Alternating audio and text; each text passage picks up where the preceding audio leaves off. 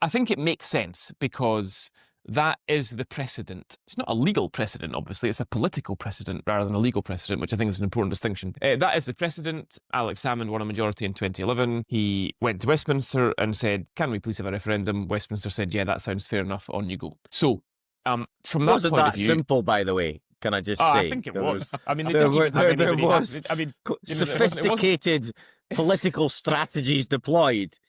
To be fair, they didn't have much in the way of good advice at that point behind the scenes at the SNP. So it was bloody work, though, didn't it? But yeah, look, there is precedent now for that, and that's so. I think from that point of view, it makes sense. I also think there is, in my view, a democratic legitimacy in that.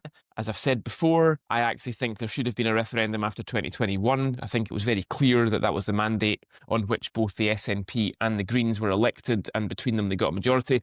This would obviously be clearer in that and there was a little bit of wobbling on this, incidentally, over the last couple of weeks. But that's been clarified at conference that they are not talking about an SNP plus Green majority. It's clearly, very clearly, an SNP only majority. And I think that, frankly, I happen to agree with John Swinney that really, if the SNP win a majority on this very clear mandate that nobody can argue with, and they are denied a referendum, then you have to start to ask questions about the voluntary nature of the union. So, I mean, I think he's right about that. That's a different question, by the way, as to what will actually happen. I, as I said before, I don't think this really is a strategy necessarily for this year, next year's election. I think this strategy very clearly has Nigel Farage and 2031 in mind, but that's a slightly different point.